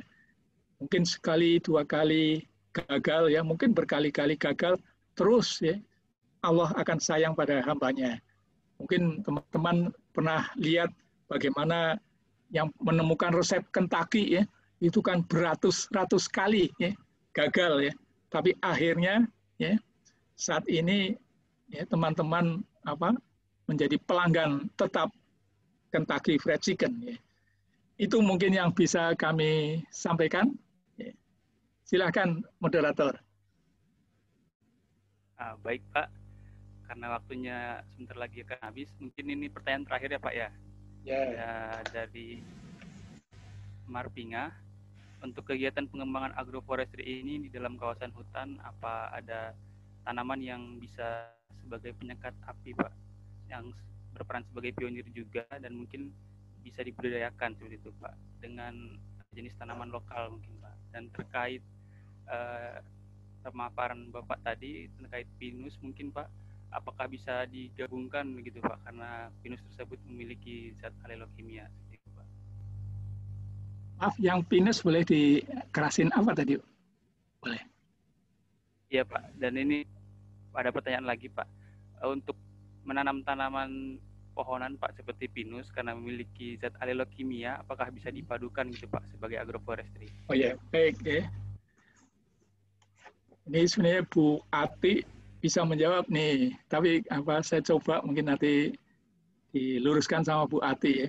Tanaman sekat bakar ya, yang saat ini dikembangkan oleh teman-teman kita di Balai Penelitian Kehutanan di Aik Nauli Pematang Siantar, dan pohon itu selain bisa digunakan menjadi sekat bakar karena selalu hijau, tetapi bisa punya nilai ekonomi bagi penanamnya. Itu tanaman macadamia. Mungkin teman-teman banyak kenal ya, macadamia. Dan saat ini kacang macadamia termasuk salah satu kacang yang bernilai mahal. Per kilo lebih mungkin sekarang dari Rp600.000. Gurih sekali. Jadi pohon macadamia. Mungkin benihnya bisa saudara tanyakan di teman-teman Aik Nauli ya, Balai Penelitian Kehutanan sana. Dan macadamia juga banyak dikembangkan di Australia. Ya. Jadi pohon macadamia. Macadamia apa belakangnya ya. Nanti dicek saja di Google ya tentang tanaman ini. Punya nilai ekonomi. Jadi baiknya misalkan sekat bakar tidak hanya berperan untuk sekat bakar mengendalikan api, tetapi nilai ekonominya gitu. Tapi kita pun teman-teman harus yakini bahwa semua bagian dari tanaman itu pasti ya, Allah yang Maha Kuasa ciptakan ada gunanya. Ya sering kadang-kadang karena keterbatasan dari ilmu, dari peralatan kita, ya, dari pengetahuan yang kita miliki, mungkin hanya baru bisa memanfaatkan daunnya, ya. Mungkin baru bisa memanfaatkan kulitnya. Tapi sebenarnya kalau dilanjutkan ya, mungkin teman-teman yang lebih akses ilmu pengetahuan lebih jauh, jangan ekstrak dari bagian-bagian tanaman itu punya nilai ekonomi yang sangat tinggi dan punya nilai manfaat yang sangat tinggi. Ya mungkin teman-teman ketahui seperti kemenyan ya. Siapa tahu ya, kemenyan saat ini ternyata bisa diolah menjadi parfum yang nilainya mahal ya. Oleh teman-teman alumni IPB ya. Dan saat ini bekerja di Aik Nauli itu. Jadi ada parfum tobarium ya. Mungkin kalau sudah klik di Google juga bisa beli online ya. Kebetulan kami mau beli malah dikasih hadiah ya. Jadi malu, saya mau beli lagi tinggal sedikit, malu juga nanti ya. Saya dikasih hadiah cukup besar itu. Saya cek-cek di di internet. Wah itu harganya bisa hampir 1 juta itu ya. Jadi saya malu saya waktu itu sebenarnya niatnya mau beli. Tapi untuk Bapak punya ini hadiah, jadi malu. Nah, minyak parfum tobarium itu ya, ternyata sudah dikenalkan di Eropa, di Jepang ya, dan harum sekali. Ya. Jauh dari bau kemenyan. Dan insya Allah jin atau setan tidak mendekat juga ya, walaupun parfumnya kemenyan ya. Gitu ya. Jadi itu kita harus yakin ya, mungkin coba-coba bagian tertentu ya, yang kadang-kadang ternyata ada minyak atsirinya ya. Jadi mungkin macadamia saat ini kita taunya bisa untuk sekat bakar karena salau hijau, bisa juga untuk katakanlah kacangnya. Tapi siapa tahu kulit kacangnya juga ada gunanya. Sebab kita kadang-kadang melakukan kegiatan dari limbah-limbah itu, ternyata rezeki malah berlimpah di situ. Kemudian tanaman bisa untuk sekat bakar, kalau tidak mungkin gamal ya. Gamal kita ketahui itu berkembang saat Menteri Kehutanan Pak Jamaluddin Suryo Hadikusumo, ya alumni UGM. Gamal itu kepanjangannya ganyang mati alang-alang. Sebenarnya saya punya gambar-gambar bagaimana gamal bisa menekan pertumbuhan alang-alang itu ya. Jadi gamal kita ketahui daunnya itu kalau dijadikan kompos termasuk kompos kelas 1. Kami pernah berkunjung ke petani andalan di Kalimantan Selatan, waktu itu berkesempatan ada seminar agroforestry. Ada petani yang mencoba membuat kompos dari daun gamal, ya. Dia tidak sampaikan tentang katakanlah resepnya, ya, sebab itu rahasia perusahaan gitu. Ternyata dari jualan kompos itu katakanlah hidupnya sejahtera, ya. Dan kompos gamal, daun gamal saja itu biasanya konsumennya dari petani-petani hortikultur. Sebab kalau kompos dari daun gamal saja, itu tidak membuat tanahnya nanti banyak gulmanya. Beda dengan kompos daun gamal ditambah dengan pupuk kandang sapi atau domba. Ya. Sebab kita ketahui domba atau sapi suka makan kacang-kacangan. Dan ini tentunya akan menciptakan kompos yang banyak, katakanlah gulma-gulma benih biji-biji gulma itu. Jadi mungkin gamal ya. Sebab itu terkenal dengan ganyang mati alang-alang atau Gliricidae sepium, atau kalau masyarakat saudara-saudara di Sunda sering menyebut dengan cebreng, ditancapkan langsung breng tumbuh gitu ya. Terus tadi terkait dengan pinus bisa dikombinasi apa? Yang kami lihat sendiri di Pengalengan di KPH Bandung Selatan, pinus itu dikombinasi dengan murbe, ya, tanam murbe, dan juga dengan rumput gajah yang kami ketahui. Dan rumput gajah yang ada biasanya dipanen oleh para pesanggem, itu dijual atau untuk konsumsi sapi-sapi mereka. Kan kita misalkan di Bogor ini ada susu Pangalengan, ya, itu ternyata rumputnya dari kawasan hutan perhutani dengan pepohonannya pinus. Kemudian tanaman murbe yang saya lihat, ya, kita ketahui di beberapa tempat masih ada budidaya ulat sutra, tapi kalau yang di perhutani di Pangalengan itu kelihatannya tidak berkembang ulat sutranya. Ya. Dan kita ketahui murbe ternyata bisa dimanfaatkan juga, tidak hanya untuk ulat sutra, tapi untuk pakan ternak pada musim-musim kemarau di mana rumput tidak tumbuh dengan baik. Daun murbe itu bisa untuk ternak misalkan domba dan sebagainya. Menurut praktisi ulat sutra, domba yang diberikan dengan rumput katakanlah dengan daun murbe itu bulu atau rambutnya domba itu menjadi lembut. Demikian juga kita ketahui daun murbe bisa juga digunakan katakanlah untuk lalaban, ya. Ya insya Allah kalau saudara teman-teman makan lalaban daun murbe, untuk yang perempuan, ya katakanlah pipinya akan sehalus sutra gitu ya. Kan ada teh murbe juga. Lah kehadiran tanaman-tanaman ini, rumput gajah atau rumput untuk pakan ternak, kemudian murbe di antara tanaman pinus, ini bisa katakanlah menjadi pencegah terjadinya kebakaran. Sebab kita ketahui kan bahan bakar dari daun guguran daun pinus kan ini sekali ya, cepat sekali. Tetapi dengan adanya hijauan daun murbe, kemudian rumput ya, dengan adanya tanaman rumput kan petani datang juga memelihara, memupuk dari kotoran-kotoran ternaknya ya. Ya, tanahnya menjadi lembab dan sebagainya. Itu mungkin yang bisa kami sampaikan. Saudara Kang Armaji. Baik, terima kasih Pak. Baik, luar biasa sekali ya bagi para peserta webinar. Sangat menarik sekali pertanyaannya dan tidak terasa waktu berjalan begitu cepat. Untuk pertanyaan yang belum sempat terjawab, teman-teman tidak perlu khawatir karena panitia akan merekap dan menjawab pertanyaan tersebut. Atau yang masih penasaran bisa menghubungi Bapak ya Pak ya?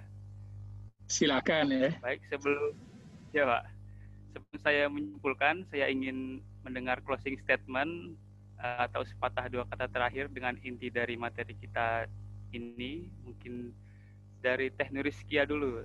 Silahkan Teh.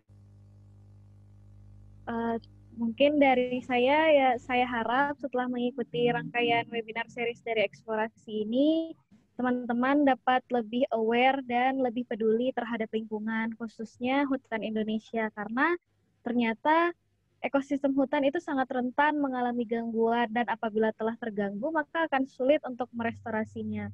Padahal hutan itu memegang fungsi yang sangat krusial bagi kehidupan kita semuanya. Terima kasih. Baik, terima kasih dari Teh Rizky. Dari Profesor Nurheni, ya Pak, mungkin memberikan closing statement Pak. Terima kasih Kang Armaji. Wah, closingnya apa nih ya? Agroforestry, masyarakat berseri, atau agroforestry, hutan lestari, masyarakat berseri. Itu saja. Terima kasih. Baik Pak, terima kasih. Baik, dari materi tersebut dapat saya simpulkan bahwa agroforestry ini merupakan sebuah sistem yang memadukan tanaman pertanian dengan tanaman kehutanan ataupun dengan peternakan sehingga memberi manfaat baik secara ekologi, ekonomi, dan sosial. Dari pemaparan tersebut, agroforestry berguna langsung dan secara tidak langsung juga, baik secara sebagai bahan makanan, pupuk, pakan ternak, obat-obatan. Peran agroforestry sendiri terhadap kebakaran sangat berhubungan erat dengan masyarakat, dikarenakan masyarakat diuntungkan dengan adanya sistem agroforestry tersebut. Sehingga masyarakat sangat menjaga sistem agroforestry ini dan kawasan hutan di sekitarnya. Baik, sekian dari saya. Apabila ada salah kata, saya mohon maaf. Sekian, saya kembalikan kepada MC. Terima kasih Kang Armaji. Bagaimana nih hadirin terkait materi yang telah disampaikan? Sangat menambah wawasan, bukan? Kami ucapkan terima kasih kepada narasumber, Teh Nuriskia dan Pak Nurheni, serta Kang Armaji sebagai moderator. Selanjutnya, akan ada pemberian kenang-kenangan berupa sertifikat secara simbolik. Berikut adalah sertifikatnya. Yang pertama kami berikan kepada Kang Armaji sebagai moderator dan kepada Profesor Dr. Insinyur Nurheni Wijayanto MS serta Teh Nuriskia Atarik selaku narasumber hari ini. Terima kasih Pak Nurheni, Teh Nuriskia, dan Kang Armaji atas waktu dan ilmunya. Nah, bagaimana sesi diskusinya teman-teman? Sangat menarik pastinya. Ya, kita hampir ada di penghujung acara. Namun sebelum itu, ada sesi yang sepertinya paling ditunggu hadirin sekalian, yaitu kuis seru dan berhadiah.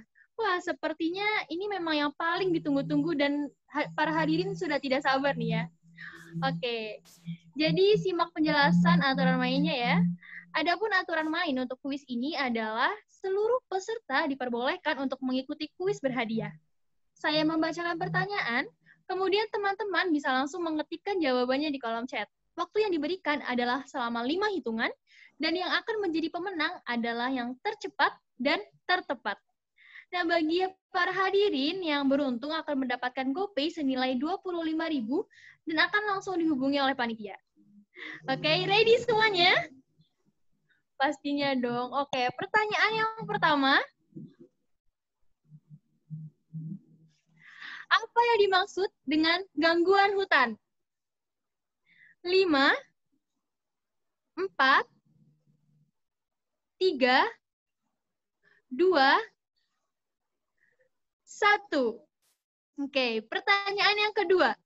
Apa yang dimaksud dengan agroforestry? 5, 4, 3, 2, 1. Siap. Banyak nih yang menjawab. Oke. Pertanyaan yang ketiga. Apa saja manfaat dari sistem agroforestry? 5, 4, 3, 2, 1. Dan untuk pertanyaan yang terakhir, daerah mana saja yang sudah menjalankan praktik agroforestry? 5, 4, 3, 2, 1. Oke, teman-teman. Sangat luar biasa nih antusias dari para peserta. Untuk pemenang nanti akan dihubungi oleh panitia. Dan semoga kalian beruntung ya. Selanjutnya akan ada pengenalan aplikasi yang dikelola oleh Tree Grower Community, yaitu T-Trees. T-Trees merupakan aplikasi persebaran pohon yang memberikan informasi mengenai deskripsi, habitat, dan persebaran pohon. Fitur aplikasi T-Trees meliputi nama lokal dan nama latin pohon, lokasi pohon, foto pohon, deskripsi pohon, habitat, serta persebaran pohon. Harapannya, aplikasi ini mampu menjadi aplikasi yang berguna dalam menunjang pembelajaran, serta berguna dalam penyebaran informasi. Nah, buat teman-teman semua yang kesulitan menentukan dan menemukan suatu jenis pohon, dapat menggunakan aplikasi T-Trees ini. Dan juga dapat membantu teman-teman yang lagi belajar dendrologi. Maka dari itu, yuk segera di-download aplikasinya. Teman-teman semua dapat mendownloadnya di Play Store. Jangan lupa ya.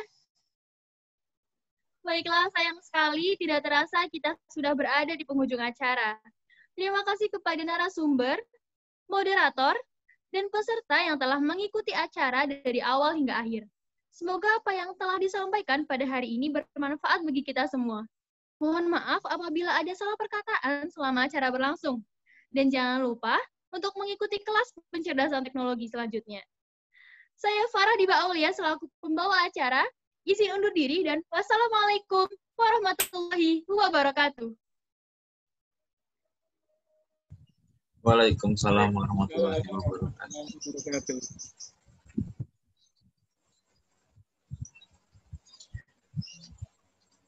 Baik, terima kasih. Sekali lagi saya ucapkan kepada Bapak Nurheni selaku pembicara, dan saya ucapkan terima kasih juga kepada Teh Nur Rizky Atarik selaku pemantik. Saya ucapkan juga terima kasih kepada para Diba selaku MC, dan terima kasih juga kepada para dosen yang sudah hadir. Ada Pak Cahyo. Selamat pagi Pak. Bu Ati, selamat pagi Bu. Ada Ibu Nur juga, selamat pagi Ibu. Semoga semuanya sehat selalu, dan terima kasih juga kepada para hadirin webinar eksplorasi. Alhamdulillah hari ini adalah webinar series grup keilmuan yang terakhir, dan minggu depan di hari Sabtu itu masih ada pelatihan mengenai aplikasi di bidang kehutanan, khususnya JIS. Jadi jangan lupa teman-teman bisa mengikuti di hari Sabtu tanggal 26 September 2020.